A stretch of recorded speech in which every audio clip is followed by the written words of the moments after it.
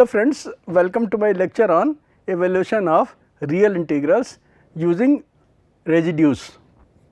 This is first lecture. Now residue theorem yields us a very elegant and simple method for evaluating certain classes of complicated real integrals which are difficult to evaluate by using the methods which are given in the real calculus.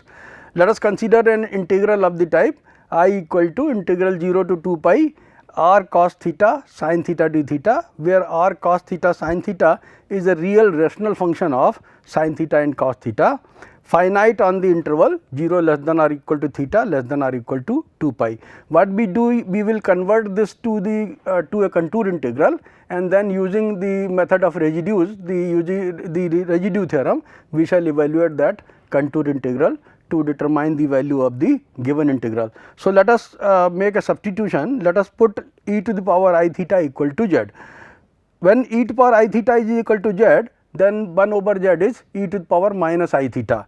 Since we know that cos theta is e to the power I theta plus e to the power minus I theta by 2, cos theta becomes z plus 1 by z divided by 2, and sin theta is e to the power I theta minus e to the power minus I theta by 2i. So, sin theta becomes z minus 1 by z divided by 2i. Let us replace the values of cos theta and sin theta in the expression for r cos theta sin theta, then r cos theta sin theta becomes a rational function of z, and e to the power I theta equal to z, when you differentiate z equal to e to the power I theta, what we get, dz by d theta equal to e to the power I theta into I, or we can say d theta by so this is equal to I z. Okay. So, d theta is equal to dz divided by I z.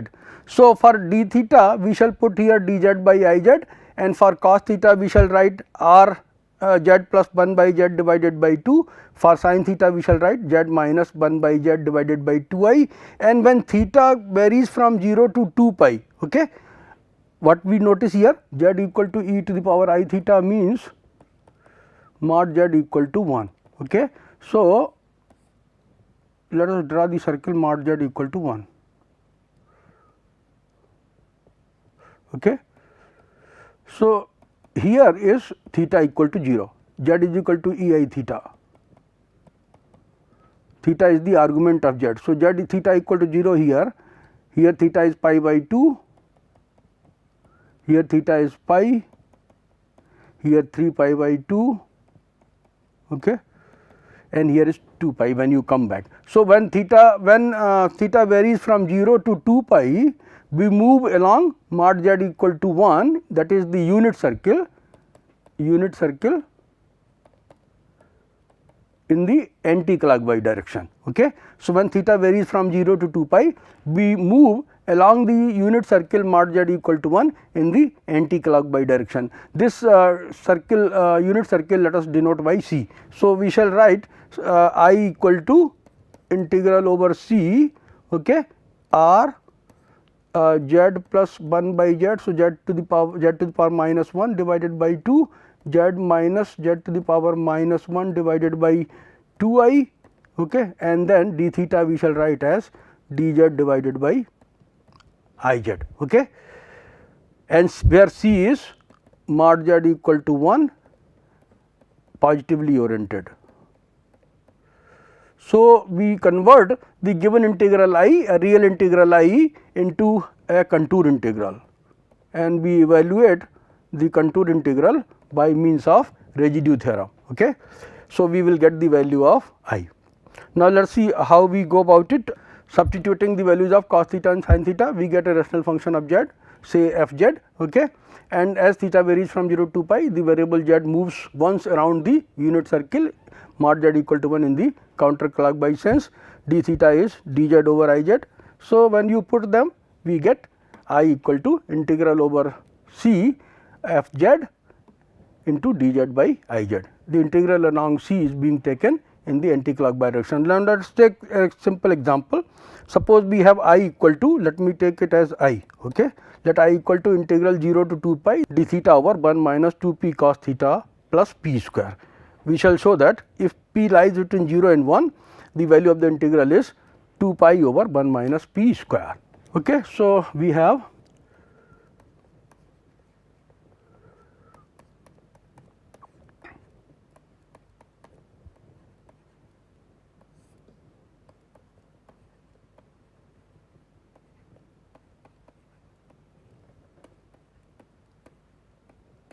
so let us define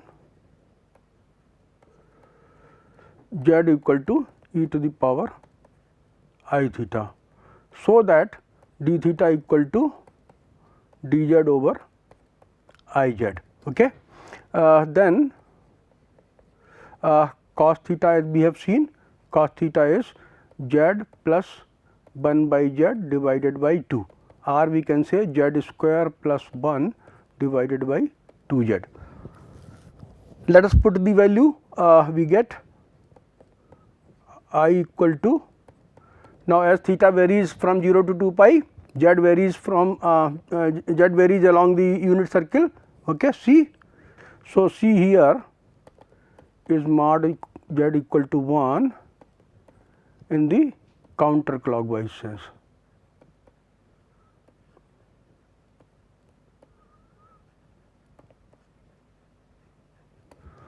And then we have d theta equal to dz upon I z divided by 1 minus 2 p cos theta. So, 1 minus 2 p cos theta is z square plus 1 divided by 2 z plus p square. Okay. So, this is equal to, let us simplify, we have dz. Let me take this 1 over I outside, and then I will get here this 2z I multiply this 2 I will cancel, I multiply this z here. So, z minus p into z square plus 1 plus p square z we get. Okay. So, this is 1 by I times integral over c dz divided by minus p z square, and then we get plus z times p square plus 1 minus p, this is what I get. Okay. Or I can write it as minus 1 upon I into p, and inside the integral we have dz over minus p we have taken common. So, z square minus z times p square plus 1 divided by p we have, and here we get plus 1. Okay. Plus 1 we get. Now, let us factorize this expression. Okay. So, let us z square minus p square plus 1 by p I can write as p plus 1 by p into z plus 1.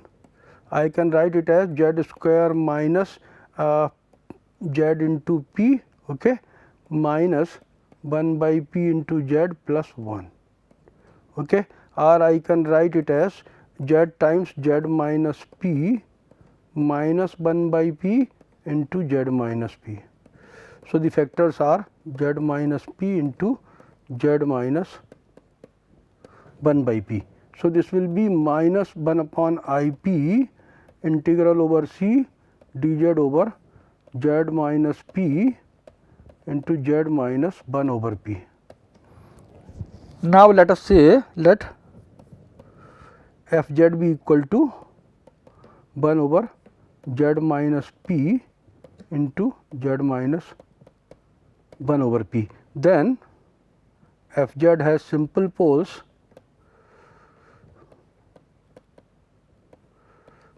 at z equal to p and 1 by p, because you multiply f z by z minus p and take the limit as z tends to p, you get 1 over p minus 1 by p. Similarly, when you multiply f z by z minus 1 over p and take the limit as z tends to 1 by p, you get 1 over 1 by p minus p. Okay.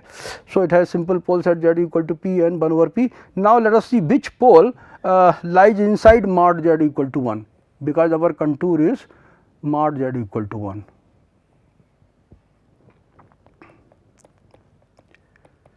we are given that 0 is less than p less than 1.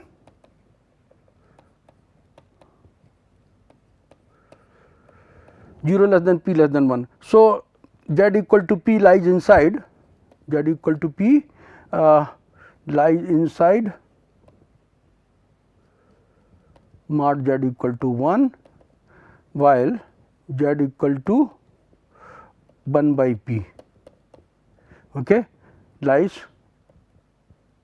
outside mod z equal to 1. Okay. So, p lies here and 1 by p lies here.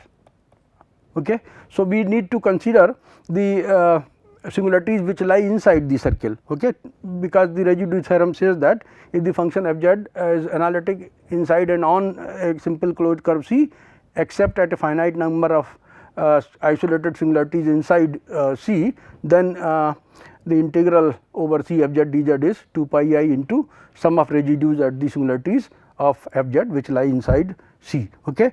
So, let us find the residue of f z at z equal to p. So, this is limit z tends to p z minus p into f z, that is 1 over z minus p into z minus 1 over p. This will cancel with this and we will get p minus 1 over p, okay, raised to the power minus 1, because we have 1 over z minus 1 by p. Okay. So, we have I equal to minus 1 over I into p, and then we have to multiply this residue by 2 pi I. Okay. So, the value of the integral is 2 pi I 1 over p minus 1 by p, that is p square minus 1 divided by p. So, this I will cancel with this I, this p will cancel with this p here, and we will get 2 pi times 1 over 1 minus p square. So, this is the value of the integral 0 to 2 pi d theta over 1 minus 2 p cos theta plus p square when 0 is less than p less than 1. So, this is how we evaluate this contour, this real integral using residue theorem. Now, let us go to another kind of real integrals. We will take now into account improper integrals of rational functions. So, a real integral over a to b f x dx is called an improper integral if either one or both the limits of integration a and b are not finite, or the integral has infinite discontinuity at a or at b. Say for example, you can consider integral 0 to 1 by x dx. Okay. Then when x is near 0, 1 by x is not finite. Okay. So, 1 by x has infinite discontinuity at x equal to 0. Okay. So, or you can say, suppose you take 0 to 1 over x minus 1 dx. Okay. Then at the upper limit this 1 over x minus 1 has an infinite discontinuity, while a and b are both finite. So, or you can consider this case, suppose you take minus 1 to 1 over x dx. Okay. Then in the interval of integration minus 1 to 1, there is a point x equal to 0 at which 1 over x becomes infinite. So, there is an infinite discontinuity at the point 0 which lies between minus 1 and 1. Okay. So, in any of these situations, the integral a to b f x dx is called an improper integral. Now, the integral minus infinity to infinity f x dx is defined as minus infinity to infinity f x dx equal to limit a tends to minus infinity a to 0 f x dx plus limit b tends to infinity 0 to b f x dx. This is how we define the improper integral over minus infinity to infinity f x dx. Now, if both the limits exist here, okay, if this limit and this limit, both these limits exist, okay, then we write integral over minus infinity to infinity f x dx as limit r tends to infinity minus r to r f x dx. Now, this expression on the right side, okay, is called the Cauchy principal value of the integral. This is Cauchy principal value, we denote it like this, Cauchy principal value of the integral minus infinity to infinity f x dx. Now, this Cauchy principal value of the integral minus infinity to infinity may exist even if the limits in 1, these limits do not exist. Okay. Let us see an example. For example, if you take f x equal to x, okay, then limit r tends to infinity, Cauchy principal value of the integral minus infinity to infinity f x will be limit r tends to infinity minus r to r f x dx, that is x dx. So, what we will get, limit r tends to infinity, integral of x is x square by 2, and we have the limits of integration minus r to r. So, we have limit r tends to infinity r square by 2 minus r whole square by 2, that is again r square by 2. So, this is 0. Okay. So, the limit is also 0, and so the Cauchy principal value of the integral minus infinity to infinity f x dx exists, while this limit as well as this limit, both you can see do not exist. Limit a tends to infinity a to 0 x dx is minus infinite, because this will be limit a tends to infinity minus infinity x square by 2, and you put a to 0. Okay. So, we get limit a tends to minus infinity, and when we put 0 we get 0 minus a square by 2. So, a goes to minus infinity, so a square goes to plus infinity, but there is a negative sign. So, we get minus infinity here, and here you can see this is similarly limit b tends to infinity x square by 2 0 to b. So, we get limit b tends to infinity b square by 2, which is plus infinity. So, this is infinity, this is minus infinity. So, both the limits do not exist, okay, while Cauchy principal value exists. So, it can happen. Now, let us consider the case when f x is a rational function, that is p x, f x is of the form p x over q x, okay, where p x and q x have no common factors.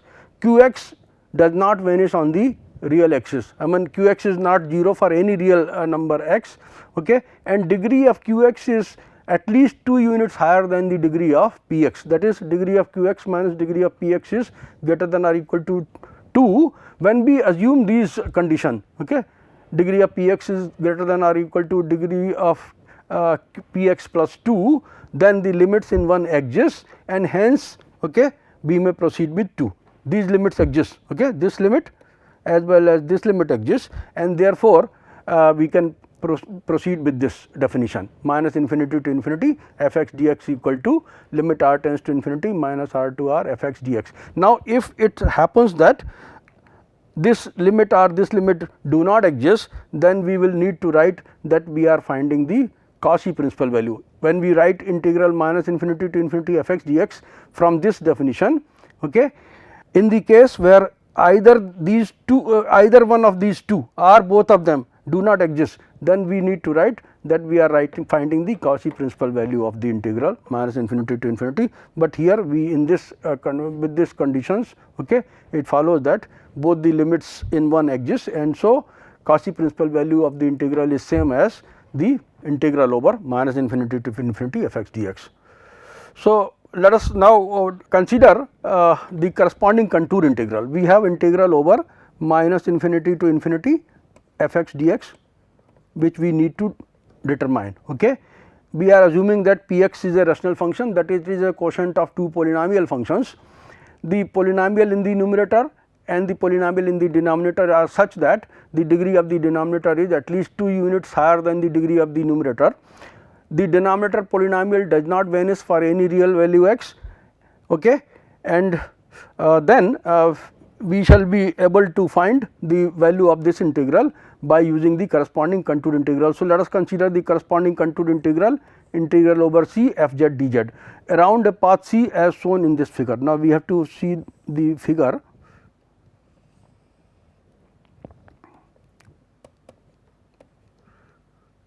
So, we will consider this path. We have a semicircle of radius r with center at the origin. Okay. So, we move along the semicircle, this semicircle is, let us take as gamma. Okay. So, this C actually consists of,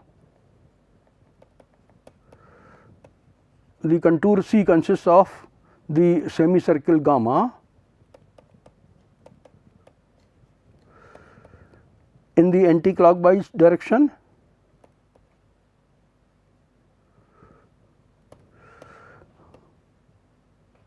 and the line segment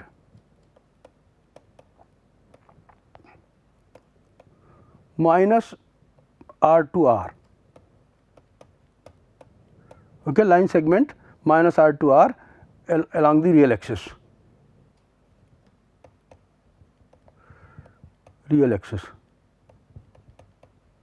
Okay. So, so this is my contour C. Okay. So, what we will do, we will take R to be so large that all the singularities of the function f z, okay, which occur in the upper half plane, they come inside the circle, inside the contour C. Okay. So, let f z be, so since now f x is a rational function, okay, we are writing the corresponding function f z. So, we are replacing x by z, and this means that f z is equal to p z by q z. Okay. So, f z equal to p z by q z is a rational function of z. So, f z is a rational function, therefore, the wherever q z will be 0. Okay. Suppose q z is 0 at z equal to z 1, z 2, z 3 and so on, z n, then f z will have poles at those points. So, f z have finite number of poles in the, so out of these poles a finite number of them will lie in the upper half plane and a finite number of them, if at all, will lie in the lower half plane. So, since f z is a rational function, it has finitely many poles in the upper half of the z plane. Let us choose R to be so large. Okay. Let us choose this R, radius of the semicircle gamma, to be so large that all the singularities of f z which lie in the upper half plane lie inside the contour C. Okay.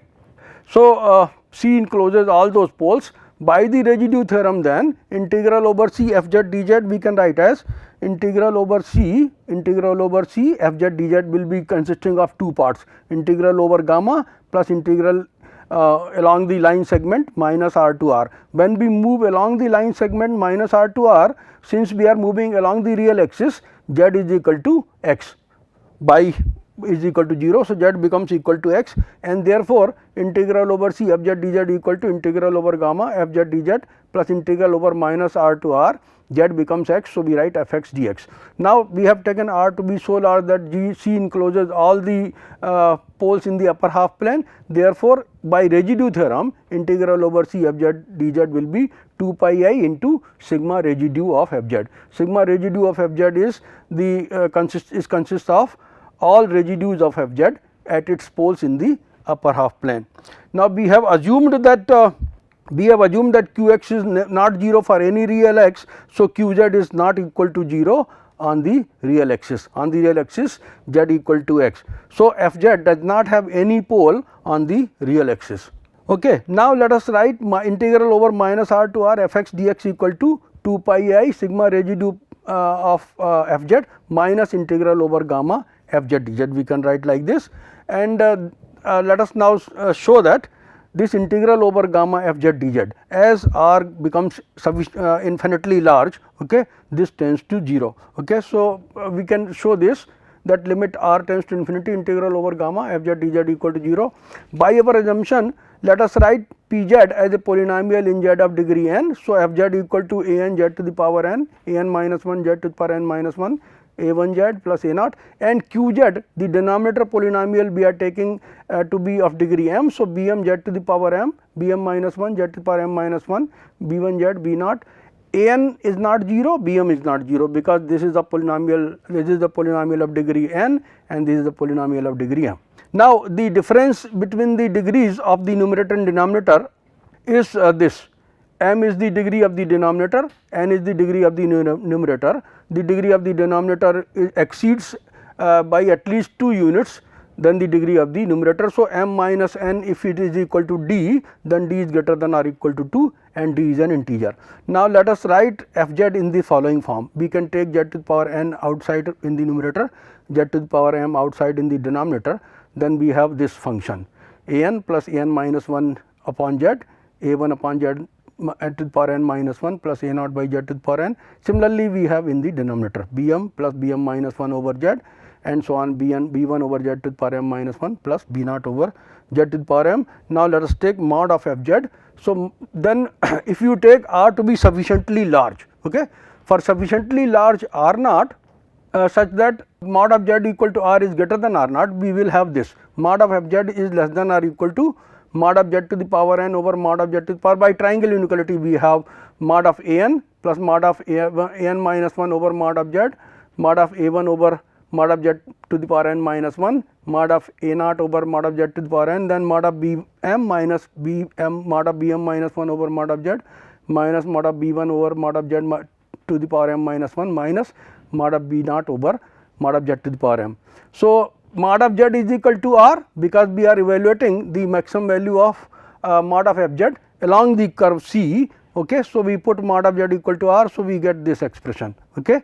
This expression we get, and when r becomes sufficiently large, okay, this coefficient this expression, okay, tends to mod of a n over mod of b m. And therefore, if you take a number m to be greater than mod of a n over mod of b m, then we can say that this mod of f z is strictly the less than m over r to the power d. D is m minus n. D is m minus n. So, mod of f z is less than m by r to the power d, where m is any number greater than mod of a n over mod of b m, and this r naught is very sufficiently large. Okay. So, that this tends to mod of a n over mod of b m. Now, hence what we can say by Cauchy's inequality, mod of integral over gamma of f z d z will be less than the maximum value of mod of f z, that is m over r to the power d into length of the semicircle gamma. Length of semicircle gamma is pi r, because gamma is a circle semicircle of radius r. So, pi r it multiplied by m by r to the power d. So, this I can write as m pi over r to the power d minus 1. Now, d is greater than or equal to 2. Okay. D is greater than or equal to 2. So, mod of integral over gamma f z d z is less than m pi over r to the power d minus 1 tends to 0 as r tends to infinity. When r is not is very large, then this quantity can be made smaller than any epsilon, arbitrarily choose an epsilon. So, we can say that as r goes to infinity, integral over gamma f z d z tends to 0, and hence integral over minus infinity to infinity f x dx is 2 pi I into sigma residue of f z. So, this is the article. Okay. Now, let us take an example on this. Suppose we have the function 1 over 1 plus x to the power 4, which we want to integrate over 0 to infinity. Okay. So, here f x is equal to 1 over 1 plus x to the power 4. Okay. You can see this is p x over q x. The degree of p x is 0 because it is a constant polynomial, and degree of q x is 4. Okay. So, degree of q x minus degree of p x is equal to 4, which is obviously greater than or equal to 2. Okay. This is greater than 2. So, degree of the denominator exceeds the degree of the numerator by at least 2 units. Okay. That condition is fulfilled. Moreover, q x is never 0 for any real x. Okay.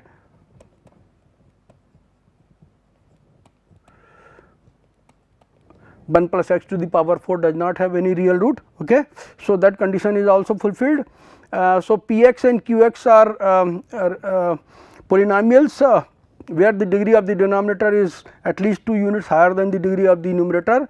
Q x does not vanish for any real x. Okay. So, the conditions for the function f x are fulfilled, and therefore, we can consider the corresponding contour integral over C f z d z, that is d z divided by 1 plus z to the power 4.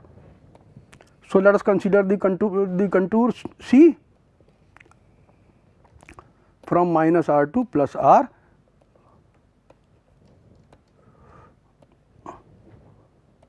Okay. Now, let us find the singularities of f z. F z equal to 1 over 1 plus z to the power 4. We have discussed the singularities of 1 over 1 plus z to the power 4 earlier. The singularities are simple poles.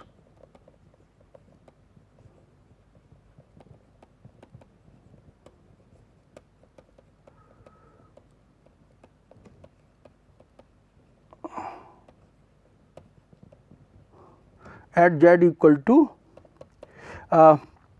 minus 1 to the power 1 by 4, and we have seen earlier by de Moivre's theorem that the singularities occur at e I pi by 4, e raised to the power 3 I pi by 4, e raised to the power 5 I pi by 4, e raised to the power 7 I pi by 4. Now, out of these 4 simple poles, okay, 2 simple poles at e to the power I pi by 4, e to the power 3 I pi by 4, they lie in the upper half plane, while these 2 lie in the lower half plane. You can see we had this unit circle. Okay. So, one singularity e to the power I pi by 4 is here, e to the power 3 I pi by 4 is here, e to the power e to the power 5 I pi by 4 is here, and e to the power 7 I pi by 4 is here. So, only this singularity and this singularity, okay, we need to consider, because we need to consider the singularities of f z that lie in the upper half plane. So, let us find the residue of f z at z equal to e to the power I pi by 4. So, this is we have 1 over z 1 plus z to the power 4. So, we shall apply the formula for the residue in the case of a simple pole p z naught over q prime z naught. If f z is p z over q z and f z has a simple pole at z equal to z naught, then we have the formula for the residue in the case of a simple pole as p z naught over q prime z naught. So, we will have here 1 over 4 z cube at z equal to e to the power I pi by 4. So, this will be 1 by 4 e to the power 3 I pi by 4. Okay. I can multiply by e to the power I pi by 4, and so then what I will get, e to the power I pi by 4 divided by 4 times e to the power I pi. Okay. So, this e to the power I pi is minus 1. So, this is minus 1 by 4 e to the power I pi by 4, and similarly residue of f z at z equal to e to the power 3 I pi by 4 we can find. This is equal to again 1 by 4 z cube z equal to e to the power 3 I pi by 4. So, this is 1 by 4 e to the power 9 I pi by 4, which I can write as e to the power 2 I pi into e to the power I pi by 4. So, this is 1 over 4 e to the power 2 pi I into e to the power I pi by 4. E to the power 2 pi I is 1. So, I can write 1 by 4 e to the power minus I pi by 4. Okay. Now, we have integral over minus r to r, okay, f z dz equal to 2 pi I sigma residue of f z minus integral over gamma, okay, f z dz. This is the formula. Okay. So, 2 pi I into sum of residues will be how much? 2 pi I into sum of residues is minus 1 by 4 e to the power I pi by 4, and then plus 1 by 4 e to the power minus I pi by 4. So, I simply am finding this one first. Okay. So, this is 2 pi I by 4, and we have e to the power minus I pi by 4 minus e to the power I pi by 4. Okay. We know that sin theta is equal to e to the power I theta minus e to the power minus I theta by 2 I. Okay. So, this is 2 pi I by 4 into minus 2I sin pi by 4. Okay. So, this 2 and this 2 will cancel with 4 here, I square is minus 1. So, what we will get pi sin pi by 4. So, this is pi by root 2. Okay. Now, as r goes to infinity, this will change, this will go to, no, this is integral over f x dx, not z dz. So, now as r goes to infinity, it will tend to integral over minus infinity to infinity. Okay. So, as r goes to infinity, we have integral over minus infinity to infinity f x dx equal to, we found the value as pi by root 2. Okay. Pi by root 2 minus limit r tends to infinity integral over gamma f z dz. We can show that this integral goes to 0 as r goes to infinity. So, for that we have f z equal to 1 over z to the power 4 plus 1. So, mod of f z is less than or equal to 1 over mod of z to the power 4 minus 1, and we have to estimate this along gamma z is equal mod of z equal to r. So, 1 upon r to the power 4 minus 1. Okay. So, this is 1 over r to the power 4 minus 1. So, we can say that integral over gamma f z dz mod of this is less than or equal to 1 over r to the power 4 minus 1 into length of gamma, which is pi into r. Okay. So, pi into r over r to the power 4 minus 1. Now, this clearly goes to 0 as r goes to infinity. So, this integral, okay, tends to 0, and hence integral over minus infinity to infinity 1 over 1 plus x to the power 4 dx is equal to pi over root 2. Now, 1 over 1 plus x to the power 4 is an even function. So, I can write 2 times 0 to infinity 1 over 1 plus x to the power 4 dx equal to pi by root 2, which gives us the value of the integral 0 to infinity 1 over 1 plus x to the power 4 dx equal to pi by 2 root 2. So, this is how we can evaluate this improper integral.